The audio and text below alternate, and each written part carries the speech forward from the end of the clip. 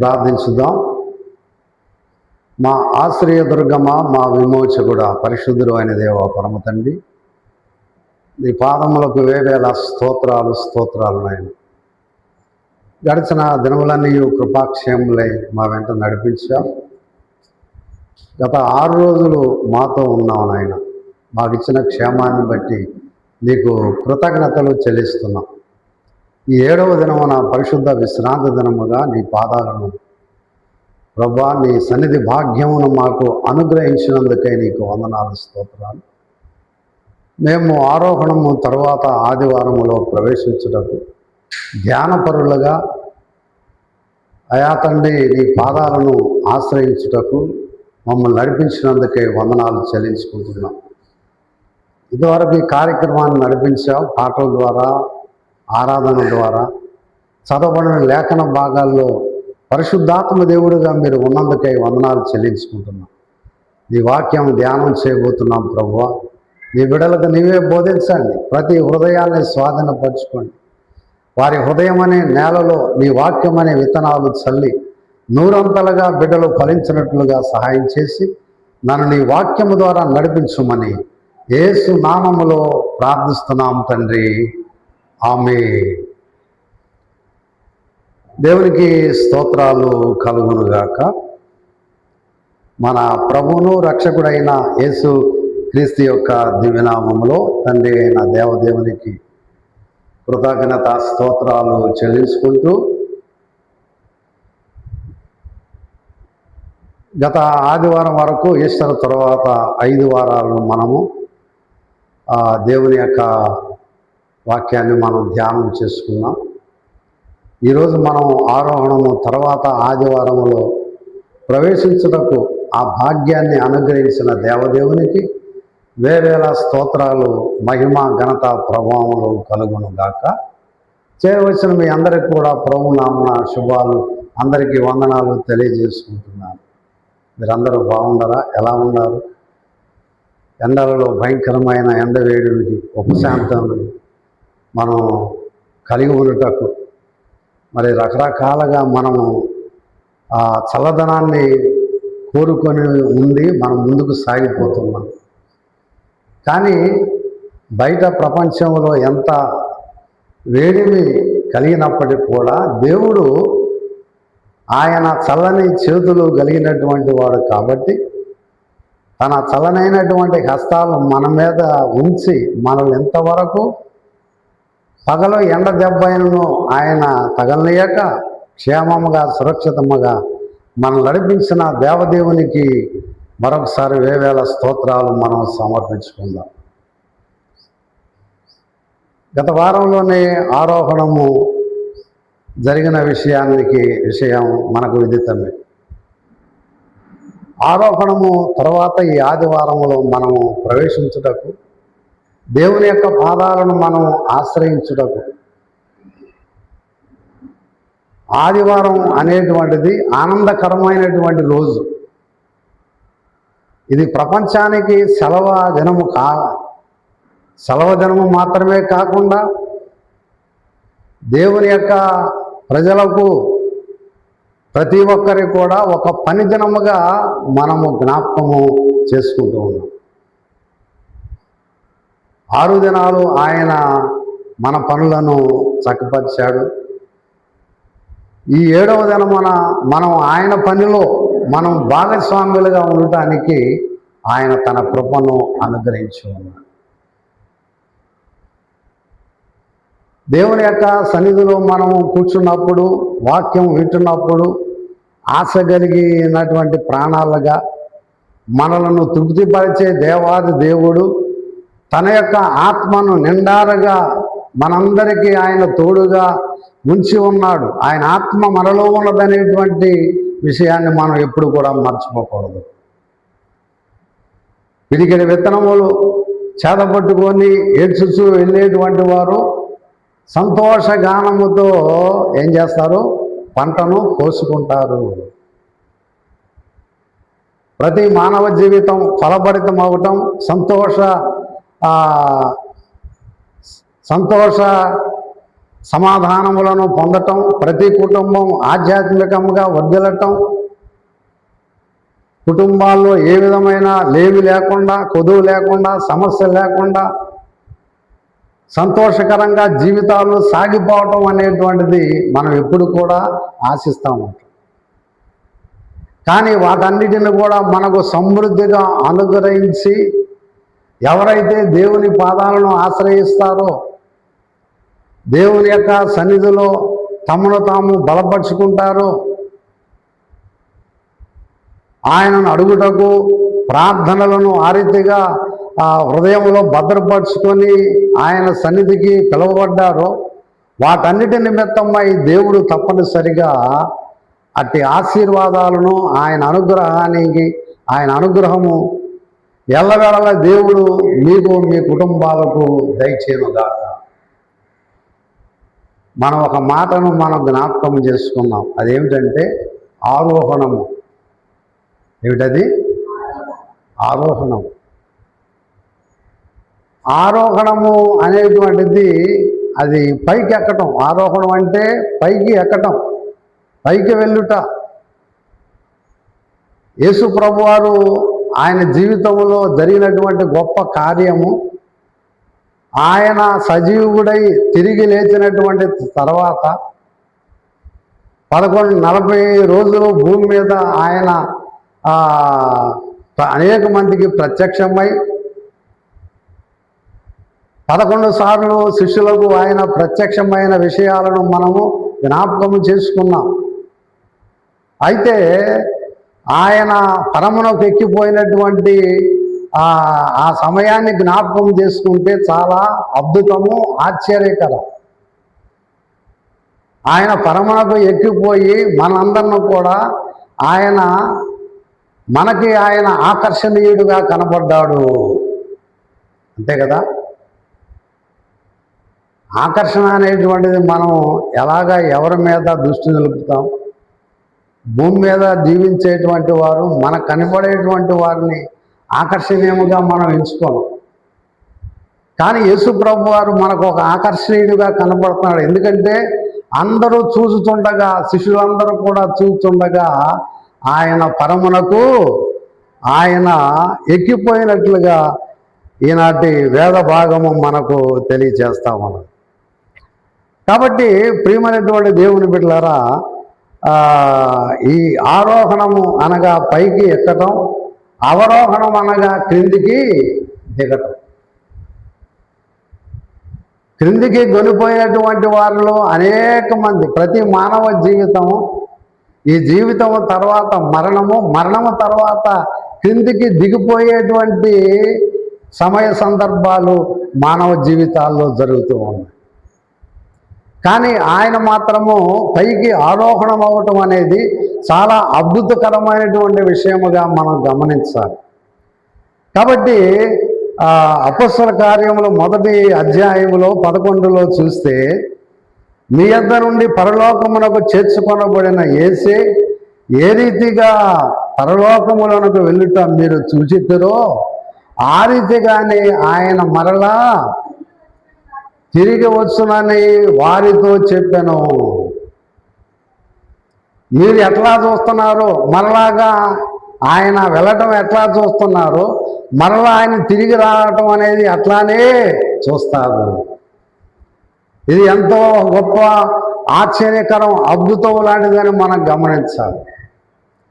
అనేక మంది కూడా భక్తులు పైకెక్కి వెళ్ళినటువంటి సందర్భాన్ని మనం చూస్తే, వారిలో ఆనోకు అనేటువంటి ఆయన 365 సంవత్సరాలు జీవించి పరమునకు ఎక్కిపోయాడు.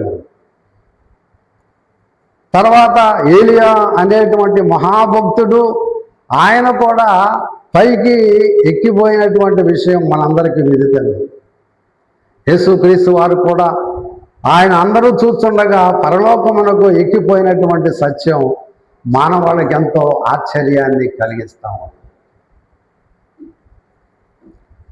కానీ మానవాళి ఆయనను జ్ఞాపకం చేసుకొని ఆయన అక్కడికి వెళ్ళిపోయి మానవ యొక్క బాధలు, మానవుని జీవితము పట్టనటువంటి వాడిగా ఆయన వెళ్ళిపోయాడు. అనేక మంది కూడా తమకు ఉన్నటువంటి కష్టాలు నష్టాలు జ్ఞాపకం చేసుకొని వారికి కలిగినటువంటి వేదనలు గుర్తు చేసుకొని దేవుడు ఎక్కడో ఉన్నాడు, ఆయన మన బాధలు పట్టనటువంటి వాడుగానే ఉన్నాడు అని ఆయన విమర్శిస్తూ ఉంటాడు. వాస్తవంగా ఆయన ఆరోహణమైంది దేనికోసం? ఆయన ఆరోహణమైంది తండ్రి యొక్క కుడిపార్శ్వమున ఆసీనుడై ప్రధాన యాజకుడుగా మన పక్షమున విజ్ఞాపన చేయటానికే ఆరోహణమై వెళ్ళిపోయాడు. మన కోసం ఆయన ఏం చేస్తున్నాడు? అక్కడ విజ్ఞాపన చేస్తున్నాడు, ప్రార్థన చేస్తున్నాడు. నిన్ను నన్ను రక్షించడానికి, విడుదల కలిగించడానికి, ఈ పాపపంకిలమైనటువంటి ఈ అపవిత్రమైన జీవితాల నుంచి విడుదల కలిగించడానికి ఆయన తండ్రి కుడి పార్శ్వంలో ఉండి మన కోసం ఏం చేస్తున్నాడు? విజ్ఞాపన చేస్తున్నట్లుగా దేవుని వాక్యం మనకు తెలియజేస్తాం. కాబట్టి ప్రియమైనటువంటి దేవుని బిడ్డలారా, యోహాను సువార్త 12వ అధ్యాయం 32వ వచనంలో మనం చూస్తున్నట్లయితే అక్కడ ఏమంటాడు? నేను భూమి మీద నుండి పైకెత్తబడినప్పుడు అందరినీ నా యొద్దకు ఆకర్షించుకుందనని చెప్పాను.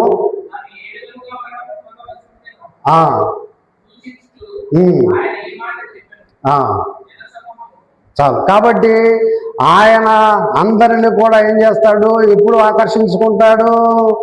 ఆయన పైకెత్తబడినప్పుడు ఆకర్షించుకుంటాడు. కాబట్టి ప్రియ దేవుని బిడ్డలారా, దేవుని ద్వారా మనం ఆకర్షించబడిన వారమేనా? దేవుడు మనలను ఆకర్షించాడా? ఆకర్షించాడు. ఆయన మనల్ని ఆకర్షించకపోతే మనం ఇక్కడికి వచ్చేవాళ్ళం కాదు. ఆయన మనలను శిలువ మీద ఆకర్షించుకొనకపోతే దేవుని యొక్క సహవాసమునకు వచ్చి ఉండేవాళ్ళం కాదు. మనలో విశ్వాసం ఉండేది కాదు. రక్షణ మార్గములో జీవించడానికి అవకాశం ఉండేది కాదు. ఇదంతా కూడా దేవుడు మనకు కల్పించిన విధానమే ఆయన మనలను ఆకర్షించుకున్నటువంటి సమయము. దేవుడు తాను పొందినటువంటి శిలువ మరణము ద్వారా ఆయన ఆకర్షించుకున్నాడు. ఈ లోకంలో ఎవరైనా మనల్ని ఆకర్షించవచ్చు, ఆకట్టుకొనవచ్చు. ఒక్కోసారి మనం ఏమనుకుంటా ఉంటాం? ఇదిగో ఫలానాయన బాగా ఆకట్టుకున్నాడు, ఫలానాయన ఆకట్టుకుంటున్నాడు అనేటువంటి మాటలు మనం వింటూ ఉంటాం. వాళ్ళు మనుషుల ద్వారా ఆకట్టుకొనబడతారేమో, ఏ స్వలాభము కోసం ఆకట్టబడతా ఉంటారు, ఆకర్షించుకుంటారు అన్న విషయాన్ని జ్ఞాపకము చేసుకుంటే యేసు ప్రభువారు మానవాళి కోసము కదా ఆయన చేసినటువంటి శిలువ మరణము త్యాగము ద్వారా ఆయన ఆకర్షించుకున్నాడు. ఎవరైనా ఆ రీతిగా తమ యొక్క ప్రాణమును అర్పించి ఆకర్షించుకున్నవారు ఈ లోకములో ఎవరైనా ఉన్నారా? ఎవరు కూడా లేరు. కానీ యేసు ప్రభువారు ఆ శిలువలో తన మహిమను ఆయన కనపరచి ఆయన ప్రాణము పెట్టి, పూర్వకాలంలో యాజకులు ఏం చేస్తూ ఉంటారంటే సేవ చేస్తూ వారి పాపం నిమిత్తము ఆయా దహన బలులు అర్పణలు జరిగించేటువంటి వారు మేకల యొక్కయు కోడల యొక్కయు రక్తమును బలిదానముగా చేసి ప్రజలను ఆ రీతిగా పాప క్షమాపణ కొరకు సిద్ధపరుస్తూ ఉంటారు. ప్రతిరోజు కూడా అట్లాగే చేయాల్సిందే. కానీ యేసు ప్రభువారు ప్రతిరోజు ఆ రీతిగా చేయలేదు. కానీ ఆయన ఒక్కసారి బలిదానముగా మన కోసము అర్పించబడ్డాడు. కాబట్టి అట్టి బలిదానము చేయబడినటువంటి యేసు ప్రభువారు తన ప్రాణమును అర్పించి మనలను ఆకర్షించుకున్నాడు ఆయన పైకెత్తబడినటువంటి విధానం ద్వారా. అరణ్యములో ఇశ్రాయేలు ప్రజలు ఏ రీతిగా వాళ్ళని దేవుడు ఆకర్షించుకున్నాడు, వారిలో మార్పు అనేది ఏ రీతిగా తీసుకొని రాగలిగాడు. సర్పాల చేత కాటు వేయబడినటువంటి వారు అరణ్యములో మోషే ఇత్తడి సర్పమును ఎత్తినప్పుడు నిదానించి చూసినటువంటి ప్రతి ఒక్కరూ ఏ రీతిగా బ్రతికారో మనందరికీ తెలుసు. విన్నారా?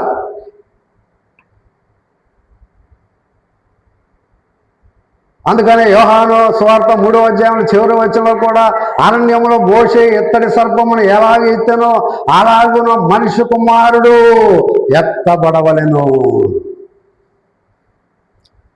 ఎత్తబడితేనే ఆకర్షణ, ఎత్తబడకపోతే ఆకర్షణ ఏముంటుంది? భూమి మీద నుండి పైకెత్తబడినటువంటి వారు, ఒక ఆకర్షణ శక్తిగా నిలబడినటువంటి వారు ఒక్క యేసు క్రీస్తు వారు తప్ప ఎవరు ఆకర్షణ కాదు. మానవులను మభ్యపెట్టి, అనేక మందిని మభ్యపెట్టి ఆకర్షణగా మరి నిలిచి ఆకర్షించుకునేటువంటి అనేకమైన సహవాసాలను మనము చూస్తూ ఉన్నాము. వారి ఆకర్షణ అనేటువంటిది క్రీస్తు ప్రభువాన్ని గురించిన ఆకర్షణ, లేకపోతే స్వభావం గురించినటువంటి ఆకర్షణ, ఏం పొందాలని ఆ రీతిగా ఆకర్షించేటువంటి సమయ సందర్భాలు కలిగి ఉంటున్నారు.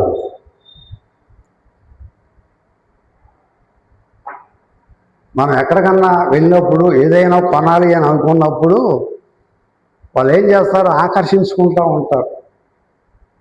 ఇదిగో 100కి ఇన్ని ఇస్తున్నాం అంటారు. అవి కాయలు కానీ, పళ్ళు కానీ, వస్త్రాలు కానీ, వైడ్యూరాలు కానీ, నగలు నట్ర కానీ ఇవన్నీ కూడా ఆకర్షణ అనేటువంటి మంత్రము వేసి ప్రజలను ఆకర్షించి ఏదో ఒక రీతిగా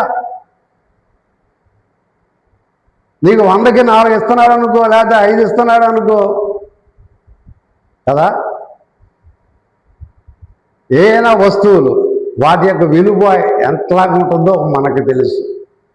ఏమనుకుంటాం? 100కి ఇన్ని ఇస్తున్నాడు కాబట్టి ఈ ఉండేయా పోయేయా అన్నటువంటి భావన మనకు కలుగుతూ ఉంటుంది.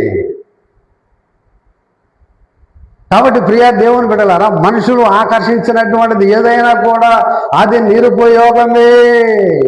దేవుడు ఆకర్షించినటువంటి ప్రతి జీవితము, ఆయన ఆకర్షించిన ప్రతి హృదయము అది ఎప్పటికీ కూడా చిరస్థాయిలో నిలిచి ఉండును గాక. దేవుడు నిన్ను ఆకర్షించాడు కదా. నిన్ను నన్ను ఆయన ఆకర్షించాడు కాబట్టే నేను ఈ పని కోసము దేవుడు నన్ను వినియోగించుకున్నాడు.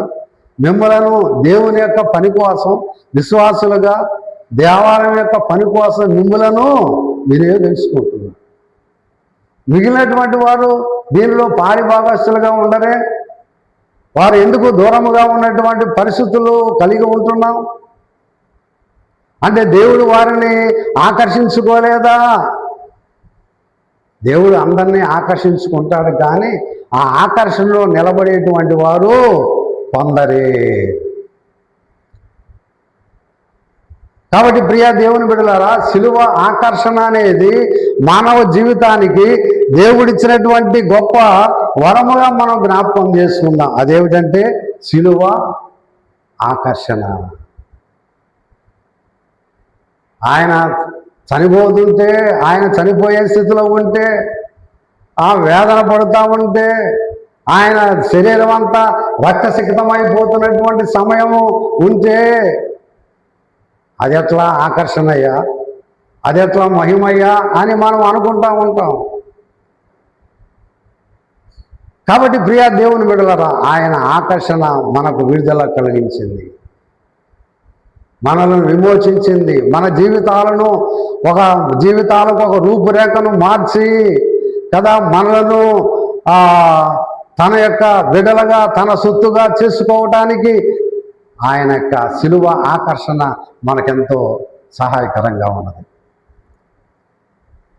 కలువరిలోని శాంతి సుధా సెలయేరుగా ప్రవహించగదా, కలువరిలోని శాంతి సుధా సెలయేరులో ప్రవహించగదా, కలుషయ దారిలో కలువలు పోయు, కలుషయ దారిలో కలువలు పోయుట సిలువ విజయము కదా, సిల్వదరా పాపహరా శాంతికరా హే ప్రభు యేసు, హే ప్రభు యేసు.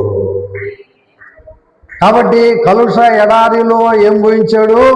కలువలు పూయించాడు. అసాధ్యమైన దానిని ఆయన సాధ్యము చేశాడు. అందుకనే ఆయన మహా గొప్ప దేవుడుగా, శిలువ మహిమను పొందినటువంటి వాడుగా, పైకెత్తబడినటువంటి వాడుగా, మనలను ఆకర్షించుకున్నటువంటి వాడుగా ఆయనను మనం ఈ దినము జ్ఞాపకం చేసుకుంటున్నాం. ప్రియా దేవుని మీద నీలో దేవుడు నిన్ను ఆకర్షించుకుంటే ఆయన తన బిడ్డగా ఎంచుకుంటాడు, తన రక్తములో కడుక్కుంటాడు. ప్రతి మానవ జీవితాన్ని ఆయన విమోచిస్తాడు, విడుదల కలుగజేస్తాడు. లోకము నుండి, పాపము నుండి, అనేకమైనటువంటి శరీరేచ్ఛల నుంచి, అనేకమైన కట్టుబాట్లు, ఆచారముల నుంచి దేవుడు నిన్ను విడుదల కలిగించి విమోచించునుగాక. ఆయన ఆకర్షణ మనం అందుకోలేకపోతే వట్టి నిరుపయోగమే అవుతాం. కలుష ఎడారిలో కలువలు పూయించగలిగినటువంటి దేవదేవునికి ఈ లోకములో ఏది అసాధ్యమవుతుంది? ఆయన ఎంతటి వారినైనా కూడా, ఎంతటి కఠినమైన వారిని కూడా మార్చి వారిని నూతనమైన మనస్సుగా చేసుకునేటువంటి గొప్ప ఆధిక్యత దేవుల్లో ఉందనేటువంటి సత్యం మనందరం కూడా జ్ఞాపకం చేస్తాం.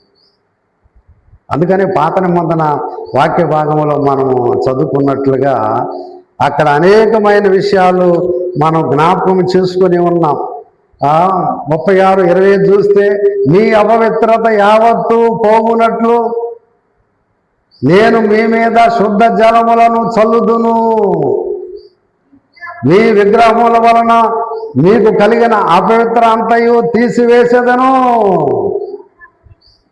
కాబట్టి యేసు ప్రభువారు ఆరోహణమై తండ్రి కుడిపార్శ్వమున ఆసీనుడై మన కొరకు విజ్ఞాపన చేస్తూ ప్రార్థన చేస్తున్నటువంటి ఆ విధానం ఏమిటయ్యా అంటే, మానవ జీవితంలో ఉన్న అపవిత్రత పోవునట్లుగా శుద్ధ జలములను చల్లుతాడు. మానవ జీవితములో ఉన్నటువంటి అపవిత్రను తీసివేసేవాడుగా ఉంటాడు. ఆ శుద్ధ జలములను చల్లేటువంటి వాడుగా ఉంటాడు ఆయన. కాబట్టి శుద్ధ జలము అంటే శుద్ధీకరణకు సూచన. ఆ శుద్ధ జలములను ఉపయోగించి దాన్ని మనము పవిత్రపరచబడటానికి, బాప్తిసమును పొందటానికి ఆ శుద్ధ జలములను మనం వినియోగిస్తూ ఉంటాము. పూర్వకాలంలో మన ఏఈఎల్సి అనేది అప్పటి సాంప్రదాయ ప్రకారముగా చిలకరింపు అనేటువంటిది ఆచారము ఉన్నది. అందుకనే ఆ విషయము మనకి ఎక్కడ రాయబడిందంటే యెషయా 52:15 వచనములో, అతడు అనేక జనములను చిలకరించును, రాజులు అతనిని చూసి నోరు మూసుకొందురు. అతడు అనేక జనములను ఏం చేస్తారంట? చిలకరిస్తామంటాడు. ఇది బాప్తిసమునకు సూచన. బాప్తిజో అనేటువంటి గ్రీకు మాటకు అర్థము చిలకరించటం, లేకపోతే పోయటం, లేకపోతే ములుకటం, లేకపోతే కడుగు కొనటం. మనం అనుదినం ఏం చేస్తున్నాం? స్నానం ఆచరిస్తూ ఆ జలము చేత మనం శుద్ధి చేసుకుంటూ ఉంటున్నాం, అంటే కడుక్కుంటూ ఉంటాం. ఆ కడుక్కునేటువంటి ఆచారం అనేటువంటిది ఆ జలముతో, ఆ నీటితో కడుక్కోవచ్చు, లేకపోతే ఒక ప్రవాహంలోనికి వెళ్ళి అయినా కడుక్కోవచ్చు. ఏదైనా కూడా శరీరము శుభ్రపడటానికి మనం దానిని ఆచరిస్తాం. అట్లా ఎట్లయినా కూడా వినియోగించవచ్చు. అతడు అనేక జనములను చిలకరించును అనేటువంటి మాట, ఇది చిలకరింపు బాప్తిసమునకు సూచన. చాలామంది ఏమంటారంటే ఈ ఆచారం అనేది ఎప్పటి కాదు, ఎప్పటి నుంచో ప్రారంభమైంది. Reverend doctor father Martin Luther గారు ఆ రీతిగా ఆయన జన్మించినటువంటి 8వ రోజునే ఆయన బాప్తిసము ఆచరించాడు. విన్నారా? 8వ రోజునే బాప్తిసము ఆచరించాడు. కాబట్టి మనం శరీరాన్ని శుభ్రపరచుకోవడానికి ఆ నీటిని మనం వాడుతున్నాము. కానీ మన అంతరంగం అనేది శుభ్రత కోసం ఏం చేస్తున్నాడు? దేవుని యొక్క వాక్య ప్రకారము మీ అపవిత్రత పోవునట్లు మీ మీద శుద్ధ జలములను చల్లుదును. శుద్ధ జలములను చల్లడు. ఇట్లా చల్లటం అంటే అది అంగీకరింపబడటమే. అది అంగీకరింపబడటమే. కాబట్టి ఏదైనప్పటికీ కూడా, ఏ బాప్తిసం అయినప్పటికీ కూడా కదా, శరీరాలు శుభ్రపడుతున్నాయేమో కానీ అంతరంగంలో ఉన్నటువంటి ఆత్మ అనేది శుద్ధీకరణకు నోచుకోలేకపోతాము. శరీరం ఆ రీతిగా కడగబడుతుంది కానీ హృదయము కడగబడటం లేదు. అందుకని మనల్ని శుద్ధీకరించడానికి పవిత్రమైనటువంటి హృదయాలు కలిగిన జీవితాలు జీవించాలని యేసు ప్రభువారు మన కోసం ఆయన సమస్తమును కూడా త్యాగము చేసి శిలువ మహిమను పొంది మరణమును జయించి ఆయన ఆరోహణమైనటువంటి విషయాన్ని ఈరోజు మనందరము కూడా జ్ఞాపకం చేసుకుంటున్నాం.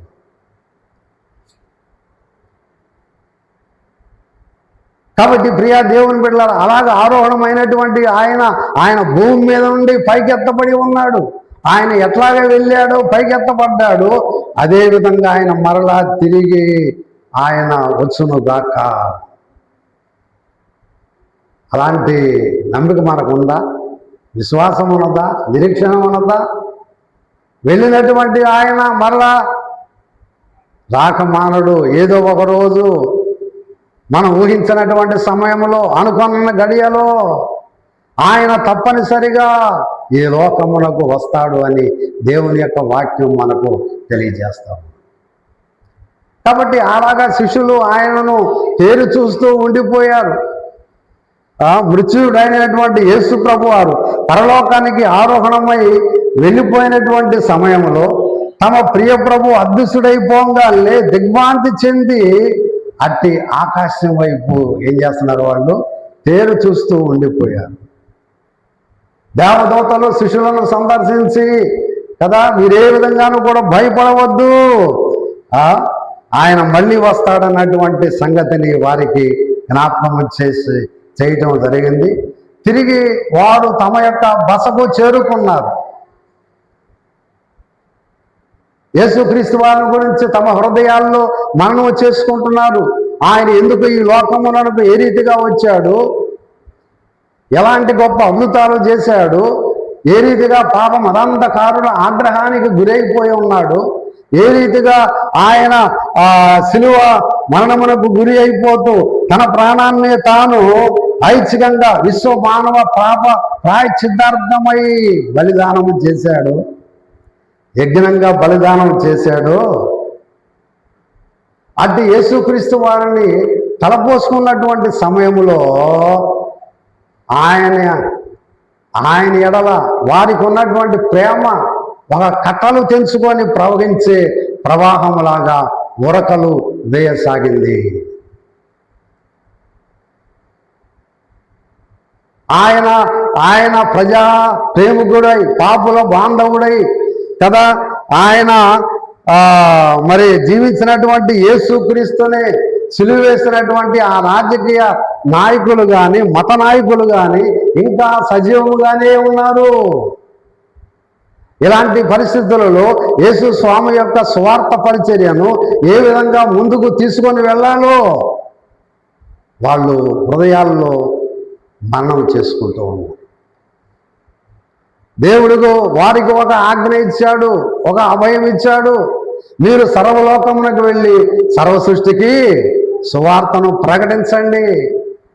కష్టమైన, నష్టమైన, శ్రమ అయినా, శోధనలైనా, లోకంలో మీకు శ్రమలు కలుగుతాయి, ఆయనను ధైర్యము తెచ్చుకోనండి అనేక పర్యాయాలు యేసు ప్రభు వారికి చేసినటువంటి ఉపదేశాలను వారు జ్ఞాపకం చేసుకుంటూ.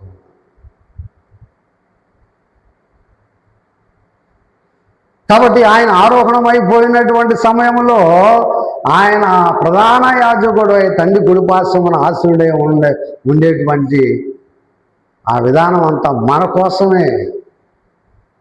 ఆయన ఆరోహణం కాకపోతే మనం ఇక్కడికి వచ్చేవాళ్ళం కాదు. మన కొరకు ఆయన ప్రాణం పొట్టి తిరిగి లేకపోతే మన విశ్వాసము వ్యర్థమైపోయేది. ఇంత మహా గొప్ప దేవాలయాన్ని మనం కట్టించుకొని ఉండేవాళ్ళం కాదు. చెదిరిపోయినటువంటి గొర్రెలాగా ఉండిపోయేటువంటి వాళ్ళము. మన విశ్వాసం అంతా కూడా నిరుపయోగముగా నిష్ఫలమైపోయేది. కానీ ఆయన శిలువ మహిమలో తేజరిల్లిన వాడే కనుక, తేజరిల్లి ఉన్నాడు కనుకనే, ఆరోహణమై తండ్రి కుడిపార్శ్వమున ఆశీనుడై ఉన్నాడు కనుకనే మన విశ్వాసము, మన నమ్మిక మరింతగా దేవుడు అభివృద్ధిని చేశాడు. కాబట్టి ప్రియ దేవుని బిడ్డలారా, మానవ జీవితంలో ఉన్నటువంటి ఆ అపవిత్రంతా కూడా తీసివేయటానికి, మన పక్షమున విజ్ఞాపన చేయటానికి ఆయన తండ్రి కుడిపార్శ్వమున ఆశీనుడై ఉన్నాడనే సత్యాన్ని మనం గమనించాలి. అందుకనే అపవిత్రకు బదులుగా పవిత్రత కలిగి చేయటానికి ఆయన విజ్ఞాపన చేస్తున్నాడు. పాపము నుండి విడుదల కలిగించడానికి, లోకం అనేటువంటి చీకటి నుంచి దేవుని యొక్క వెలుగును మనకు అనుగ్రహించడానికి ఆయన మన నిమిత్తము ఆరోహణము కలిగి ఉంటున్నాడు. అందుకని ఇక్కడ ఏమంటే, నూతన హృదయము మీకు ఇచ్చేదను, నూతన స్వభావం మీకు కలుగు చేసేదను. రాతి గుండెను తీసివేసి మాంసం గుండెను మీకు ఇచ్చేదను. నా ఆత్మను మీ యందు ఉంచి నా కట్టడలను అనుసరించే వారుగాను, నా విధులను గైకొని వారుగాను మిమ్మును చేసేదను అని దేవుని వాక్యం మనకు తెలియజేస్తాం. ఆయన పైకెక్కి వెళ్ళిపోయినా, తండ్రి కుడిపార్శ్వమున ఆశీనుడై ఉన్నా కదా, మన మధ్యలో ఆదరణకర్త ఉన్నాడు. సత్యస్వరూపమైన దేవుని యొక్క ఆత్మ మనల్ని ఎప్పుడు కూడా నడిపిస్తానే ఉన్నది. దేవుని యొక్క ఆత్మ, ఆ పరిశుద్ధాత్మ అనేటువంటిది, అది ఆ పరిశుద్ధాత్మను దేవుడు ఎప్పుడు మనకు తోడుగానే ఉంచుతున్నాడనే సత్యాన్ని మనందరం కూడా జ్ఞాపకం చేసుకోవాలి. కాబట్టి ప్రభునందు ప్రియ దేవుని బిడ్డలారా, నీలో నాలో ప్రభువు మన మధ్య లేకపోయినా పరిశుద్ధాత్మ దేవుడు ఉన్నాడు, ఆదరణకర్త ఉన్నాడనేటువంటి నమ్మికతో, విశ్వాసముతో, ధైర్యం తెచ్చుకుంటూ, బలము తెచ్చుకుంటూ, మరి యేసు క్రీస్తు వారి ఎడల మనము జీవించడానికి మనం సిద్ధపడాలి. అందుకనే ఆయన తన దైనందిన జీవితంలో మానవాళికి అనుగ్రహించినటువంటి గొప్ప ఆధిక్యత ఏమిటంటే, ఆయన తన ఆత్మను అనగా పరిశుద్ధాత్మను మనకు అనుగ్రహిస్తున్నాడు. ఆ పరిశుద్ధాత్మ కొరకు కనిపెట్టుకొనుచు మేడగదిలో 120 మంది భక్తుల సమూహము వచ్చే ఆదివారం పాఠం అదే ఎదురు చూస్తున్న సమయంలో ఆకాశము నుండి ఎగురుసినట్ల పరిశుద్ధాత్మ అగ్ని రూపముగా వారి మీద నిలిచెను.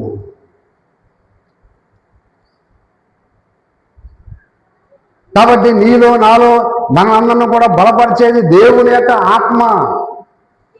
దేవుని ఆరాధించేవాడు ఆత్మతోనూ సత్యముతోనూ ఆయన్ని ఆరాధించాలని దేవుడే సెలవిస్తున్నాడు.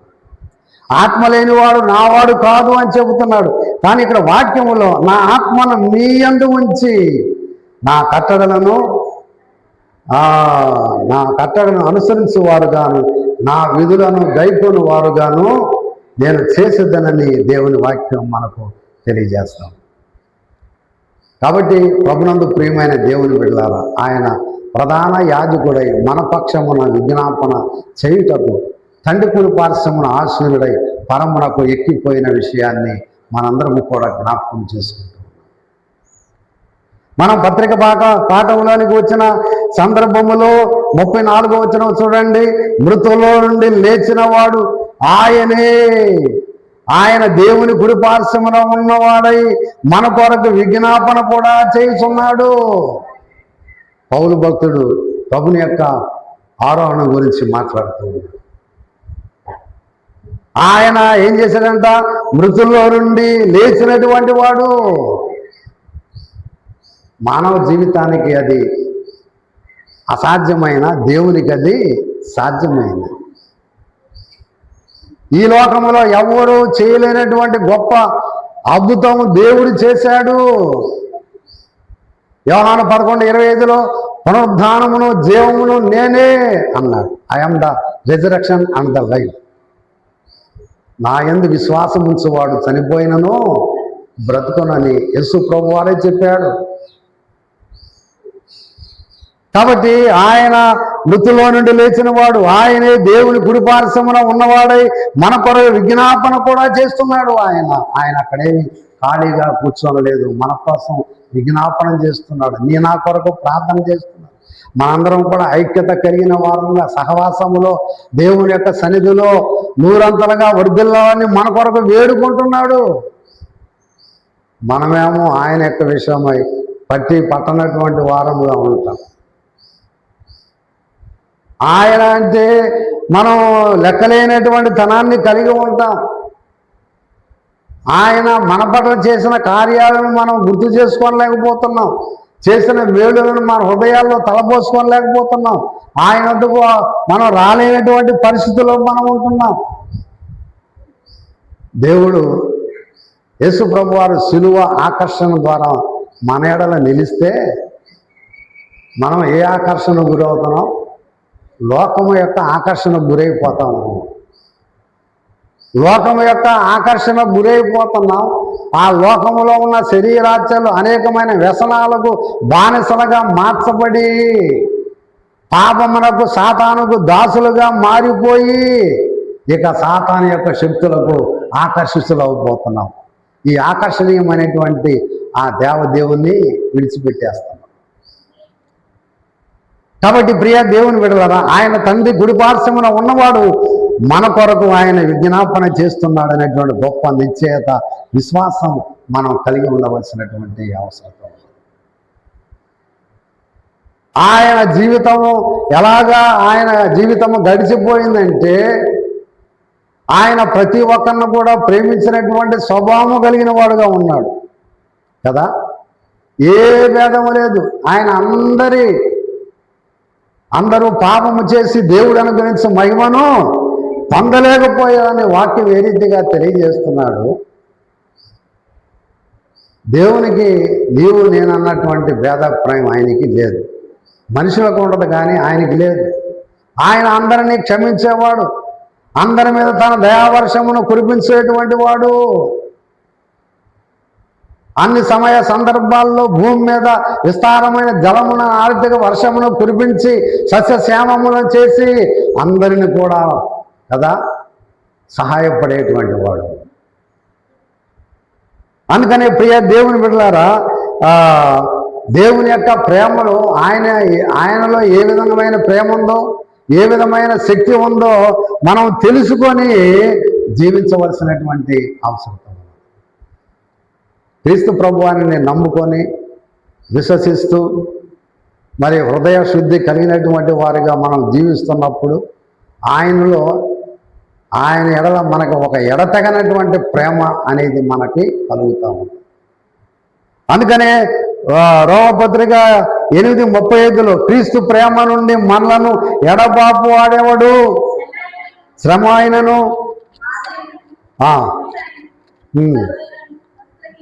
కరువు అయినను వస్త్రహీనత అయినను. కాబట్టి కరువైనను వస్త్రహీనత అయిన ఉపద్రవమైనను ఖడ్గమైన మనను ఎడబాపున అని ప్రశ్నించుచున్నాడు. క్రీస్తు యొక్క ప్రేమ నుండి ఎవరు ఏ విధంగా ఏ శక్తి మనలను విడదీయలేదు. దేవునికి మనకి కలిగినటువంటి ఆ బంధాన్ని చెడగొట్టాలని సాతానుడు ప్రయత్నం చేస్తూ ఉంటాడు.